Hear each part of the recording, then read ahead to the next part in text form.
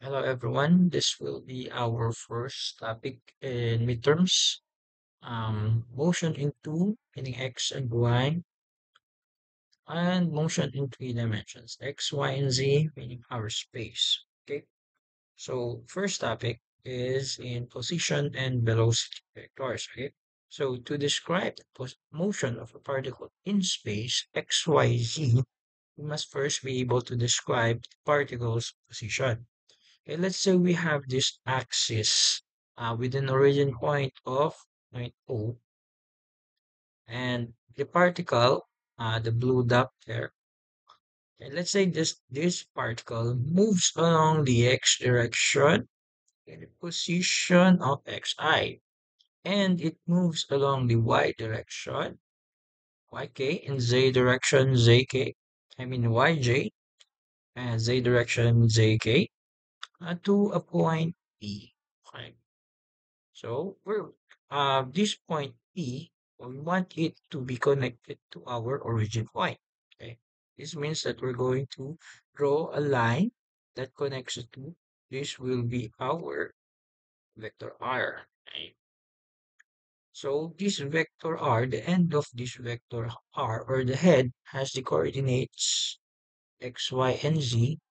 And if we take a look at the diagram, we can see that if we turn xi, jk, and yj into vectors, it seems that the vector r is the resultant of these three. Okay, so we will be having this vector r is equal to xi plus yj plus zk. Okay, this will be our working equation, or this will be our so-called position vector. Okay. Now that we have established your position vector,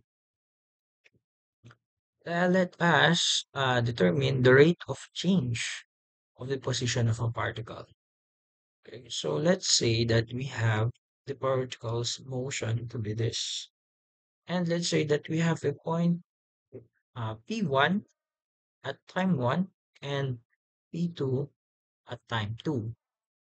Now let us connect the origin points to the point at P1 and P2. Okay, this will be our position vector 1, R1, and position vector 2. And now we are going to uh, get the change in position of these two vectors because we're determining the rate of change of position of a particle, meaning we're going to use this vector, which is the change in position. Okay. But remember that the velocity average is equal to the change in x, which is the position in our chapter 1, I think, or chapter 2, uh, over by the change in time, which is equal to x sub 2 minus x sub 1 is equal to t sub 2 minus t sub 1. We're going to use this concept in getting the rate of change of the position of a particle. So our average velocity vector will be equal to our change in position, which is change in r, the vector change in r over by change in t, which is equal to r2, vector r2 minus vector r1 over by t2 minus t1. Okay. And now we've established your velocity average. How about we determine the instantaneous velocity vector of a particle? This is the line tangent to the curve or the motion curve of the particle, meaning that we're talking about this one, velocity vector 1 and velocity vector 2. Okay. Recall that the instantaneous velocity is equal to the limit of the change in position over the change in time as change in time approaches zero, which is also equal to your dx over dt, meaning that Our instantaneous velocity vector is the limit of change in r, the vector change in r over by change in t as t approaches, change in t approaches zero is equal to the derivative of the position vector over by the change in time. Okay, so how about we now determine the components of our instantaneous velocity vector. Okay, so let's say we have this velocity vector. Okay, it is on the XYZ plane, meaning that we have a component along X, component along Y, and component along Z. Okay? So the components of our instantaneous velocity vector using the formula or the equation from before, the d of r over dt, meaning the components of instantaneous velocity is just the change in position of our particle in the respective axis. Okay, so dx over dt is equal to the x component of our instantaneous velocity, meaning there is a change in position along the x direction over by the change in time. That is true with our Vy, the change in position in the y direction over by the change of time. And also in the z-axis, the change in position in the z-axis over by the change time. And now we're going to use your components and your position vector to get another equation, which is our velocity vector.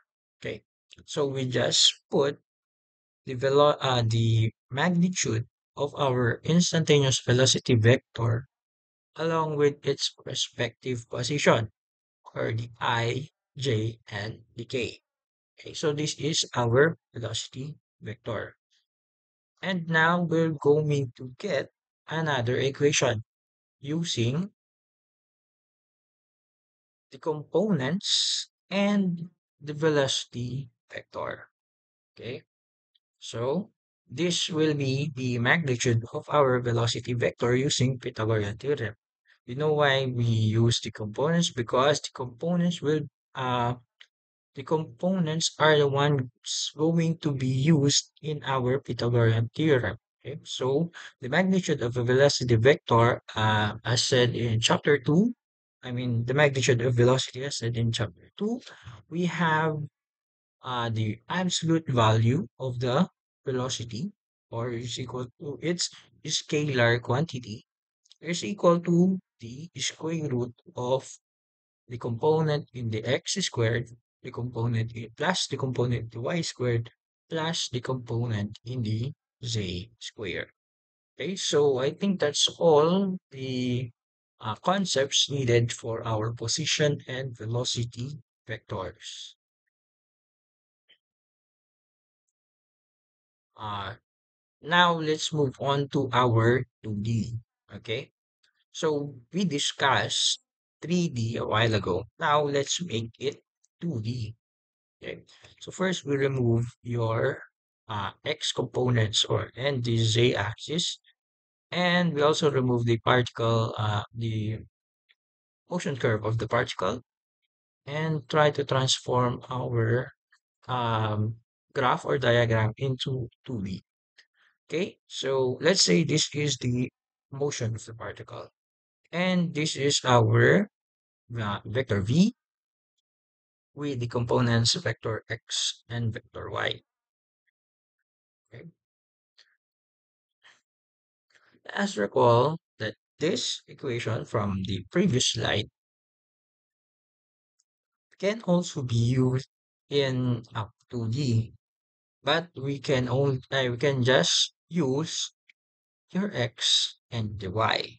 Okay, and when we use this Pythagorean theorem, that means we are forming a triangle, and we can get an angle. Okay, so the direction of our instantaneous velocity vector. Okay, so in getting this, the formula is alpha is equal to the inverse tan of your Vy over Vx. Okay, so that's it for our 2D. That's just all for our 2D. Okay, so thank you for watching and have a great day.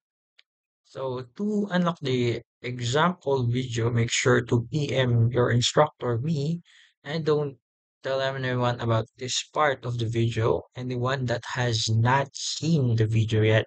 Okay, so this will be your advantage because with this participation in the video, I will know that you are really studying or you are really trying to watch my lecture videos. Okay, so the PM format for this video or the your ticket for the example video is the comment about the lecture video, your ID number, and this message, your nickname.